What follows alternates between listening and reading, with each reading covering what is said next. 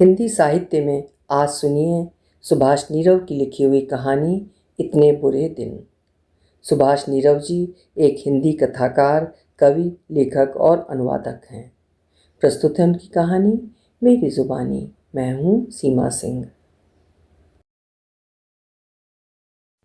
इतने बुरे दिन, गरीबी, बदहाली और फाका कशी के दिन, औलाद के होते हुए भी बे औलाद सा होकर जीने को अभिशप्त। बुढ़ापे में ऐसी दुर्गत होगी, ऐसे बुरे दिन देखने को मिलेंगे, उन्होंने कभी स्वप्न में भी नहीं सोचा था। पिछले 2 दिन से घर में खाने को कुछ नहीं था सिवाय ब्रेड के। 2 दिन से बूढ़ा बूढ़ी इसी से गुजारा कर रहे थे।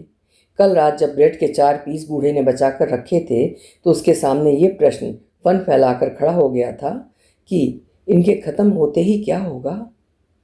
रात भर वो इसी प्रश्न से जूझता रहा था। लाला ने उधार देने से साफ इनकार कर दिया था।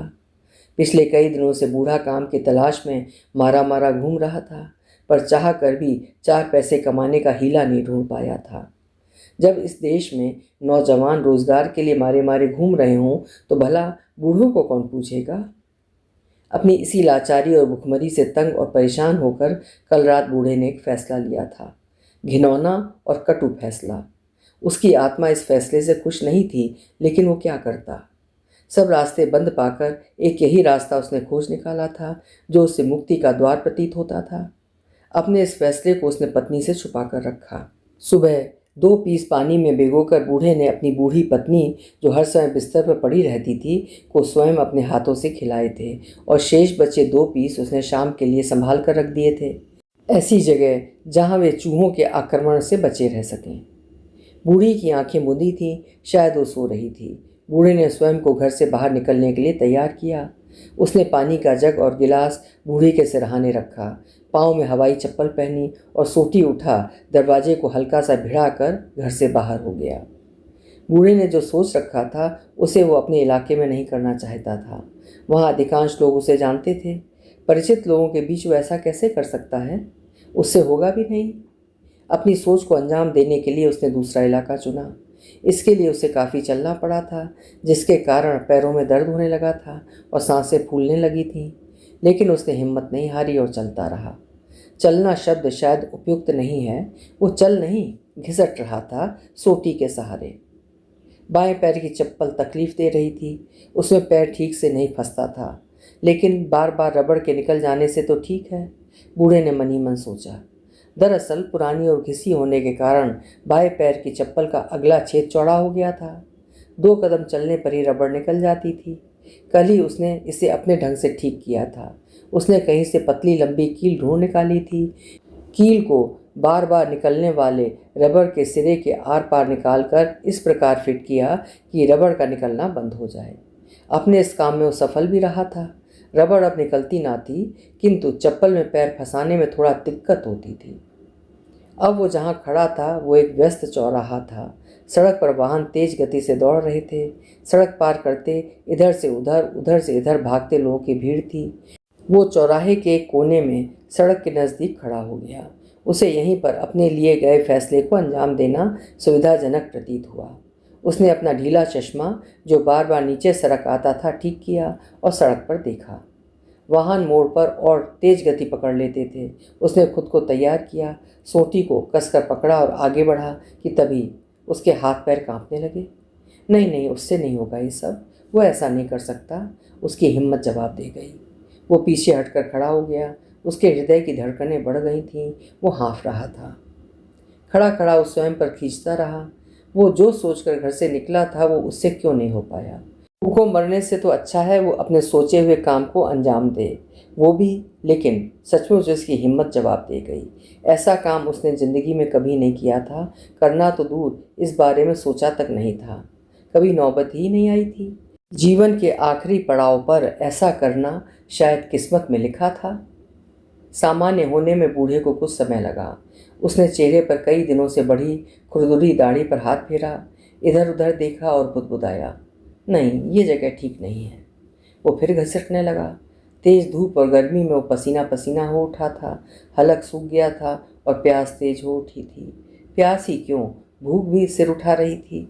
भूख को तो जैसे तैसे वो मारता जा रहा था, लेकिन प्यास को रोक पाना संभव ना होता था। पानी ही तो था जिससे भूख और प्यास दोनों को ही शांत करने की लड़ाई वो गत 2 दिनों से लड़ रहा था।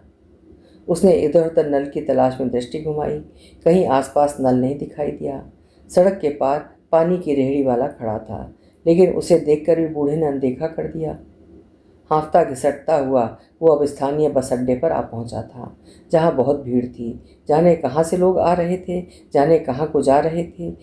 रेलम पेल मचा था। लोग बसों से उतर रहे थे, लोग बसों में चढ़ रहे थे। यहाँ वहाँ सामान असबाब के साथ खड़े या बैठे थे। एकाएक बूढ़े ने सोचा, वो अपना सोचा हुआ काम चलती बस में भी तो कर सकता है।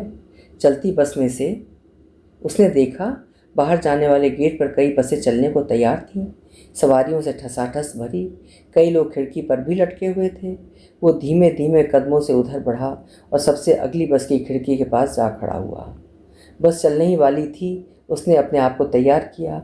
एक पल ठिठका, फिर सोटी पकड़े पकड़े बस का डंडा पकड़ने का यत्न करने लगा। तभी सवारियों ने चिल्लाना शुरू कर दिया, अरे वो बूढ़े, कहाँ जाना है? इसमें बहुत भीड़ है, तू नहीं चढ़ पाएगा, मरेगा गिरकर। दूसरी बस में आ जा। उसी समय कंडक्टर ने विसल दे दी और बस एक झटके से चल पड़ी। वो गिरते गिरते बचा। प्यास फिर सिर उठाने लगी थी। उसने नल की तलाश में इधर उधर नजरें दौड़ाई। जल्दी ही उसे म्यूनिसिपैलिटी का नल नजर आ गया। शुक्र था कि उसमें पानी आ रहा था, बेशक धीमे धीमे। वो देर तक नल से चिपका रहा। पानी पीकर वो एक पेड़ के नीचे बैठ गया और अपनी किस्मत को कोसने लगा, जो उसे ये दिन दिखा रही थी। बैठे बैठे उसे अपने बेटों की याद हो आई, जो अपने बीवी बच्चों के संग दूसरे शहर में रहते थे, जिन्हें बूढ़े माँ बाप की तनिक भी चिंता न थी। पिछले 7-8 महीनों में एक बार भी झांक कर नहीं देखा था कि बूढ़ा बूढ़ी जिंदा भी हैं या नहीं। पिछले माह पत्नी के अधिक बीमार हो जाने व दवा दारू के लिए पैसे न होने पर वो गया था बेटों के पास, किंतु अपमानित होकर लौटना पड़ा था। और लौट कर उसने कसम खाई थी कि जब तक सांस है वो बेटों के आगे गिड़गिड़ाएगा नहीं। बेटों की याद आते ही उसके होंठ वितृष्णा में फैल जाया करते हैं। सहसा बूढ़े का ध्यान बगल वाले पेड़ की ओर गया, जहाँ एक बूढ़ा और बूढ़ी बैठे थे। दोनों भीख मांग रहे थे। जब भी कोई उनके सामने से गुजरता, वे अपना अपना कासा खनखनाने लगते। बूढ़े ने गौर किया, पूरे बस अड्डे पर अनेक भिखारी थे, जवान, बूढ़े और बच्चे। उनमें कई लूले, लंगड़े और अंधे थे, या फिर वे लंगड़ा, लूला और अंधा होने का अभिनय कर रहे थे। थके टूटे पैरों को घसीटते हुए बूढ़े ने बस अड्डे का एक चक्कर लगाया। फिर वो गेट के पास खड़ा हो गया। दोपहर हो चुकी थी और वो अभी तक अपने किए गए फैसले के अनुसार कुछ भी नहीं कर पाया था। तभी उसने अंतड़ियों में ऐंठन महसूस की। वो बुदबुदाया, ऐसा कब तक चलेगा? कुछ हिम्मत तो करनी ही होगी। और अपने फैसले को अमली जामा पहनाने की कोशिश में वो अड्डे के अंदर तेजी से प्रवेश करती एक बस की ओर बढ़ा। बस उसके बिल्कुल करीब आकर रुकी। उतरने और चढ़ने की उतावली हुई सवारियों की धक्का मुक्की में वो औंधे मुँह गिर पड़ा। सोटी हाथ से छूट गई और चश्मा एक ओर जा गिरा। किसी ने उसे उठाकर खड़ा किया और साथ ही चश्मा और सोटी भी उठाकर दी। चश्मा टूटने से बच गया था। वो उसे आंखों पर बिठाते हुए सोटी थामे एक ओर जा खड़ा हुआ। गिरने से उसकी कोहनियाँ छिल गई थीं और दर्द कर रही थीं। कुछ ही दूरी पर रेलवे स्टेशन था। भूख से व्याकुल और थके टूटे शरीर को घसीटता हुआ वो रेलवे स्टेशन तक ले आया था। कोई गाड़ी आकर लगी थी। रिक्शे वाले सवारियों की ओर लपक रहे थे। प्लेटफॉर्म पर जाने वाले पुल पर भीड़ थी। वहाँ कई भिखारी कतार में बैठे हुए भीख मांग रहे थे और हे बाबू, रे बेटा, हे माई, तेरे बच्चे जिए, भगवान तेरा भला करे की गुहार लगा रहे थे। पुल पर चढ़ना बूढ़े के वश की बात नहीं थी। वो नीचे ही खड़ा खड़ा आते जाते लोगों की भीड़ को देखता रहा। जहाँ वो खड़ा था वहाँ से एक रास्ता पटरियों की ओर जाता था। कई लोग वहीं से होकर प्लेटफॉर्म की ओर बढ़ रहे थे। वो भी उसी रास्ते से होता हुआ पटरियों को पार करके प्लेटफॉर्म पर चढ़ गया। ट्रेन अभी भी खड़ी थी। वो इंजन के पास जाकर खड़ा हो गया और जहाँ तक उसकी दृष्टि जाती थी उसने रेल के डिब्बों पर नज़र दौड़ाई। खिड़कियों से झांकती सवारियों और प्लेटफॉर्म पर खड़े लोगों को देखा। बूढ़े को ये जगह उपयुक्त लग रही थी। धीरे धीरे वो अपने अंदर हिम्मत बटोरने लगा। इस बार उसके हाथ पैर नहीं कांपे। उसे लगा वो अपने भीतर पर्याप्त ताकत बटोर चुका है।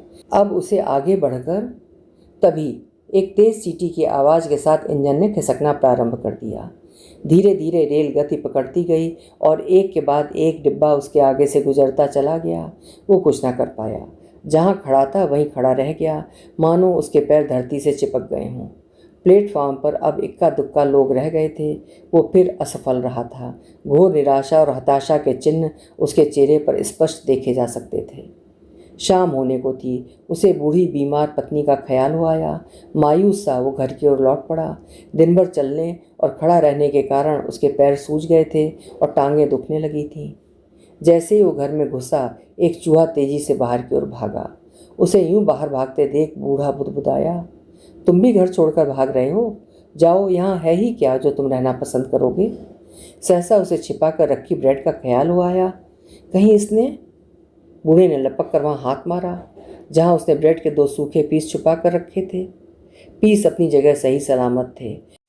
बूढ़े ने राहत की सांस ली। तभी बूढ़ी ने उसकी ओर देखा। वो फुसफुसाई, कहाँ चले गए थे? मेरा दम निकलने को है, कुछ खाने को दो। बूढ़ा बचे हुए ब्रेड के पीस भिगोकर बूढ़ी के मुंह में डालने लगा। ले, बस यही है, इन्हें खा ले। तुमने कुछ खाया? बूढ़ा कुछ नहीं बोला। उसकी आंखों में आंसू थे। मैंने पूछा, तुमने कुछ खाया? बूढ़ा अब से सकने लगा था। बूढ़ी के शरीर में हरकत हुई। वह अतलेटी सी होकर बिस्तर पर बैठ गई। नहीं, तुम भी खाओ। अपने मुख की ओर बढ़ा हुआ बूढ़े का हाथ उसने अपने हाथ से पीछे की ओर ढकेल दिया।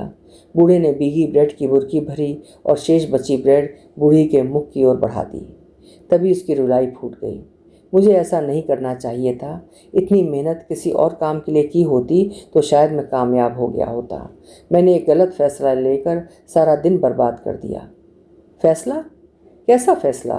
बूढ़ी ने घबरा कर पूछा। मैं सारा दिन भूखा प्यासा शहर में घूमता रहा, पर जो सोच कर निकला था वो नहीं कर पाया। हिम्मत ही नहीं पड़ी। मैं लोगों के आगे हाथ नहीं फैला पाया। मैं भीख नहीं मांग पाया। कहते कहते बूढ़े ने अपना चेहरा अपनी दोनों हथेलियों में छिपा लिया। अभी आप सुन रहे थे सुभाष नीरव जी की लिखी हुई एक बेहद मार्मिक कहानी, इतने बुरे दिन। कहानी अगर आपके मर्म को भी भेद गई हो तो कहानी को लाइक ज़रूर करिएगा और साथ ही हाइप भी करिएगा। और चैनल अभी तक सब्सक्राइब ना किया हो तो चैनल भी सब्सक्राइब कर लीजिएगा। कल फिर मिलेंगे। आपका समय शुभ हो।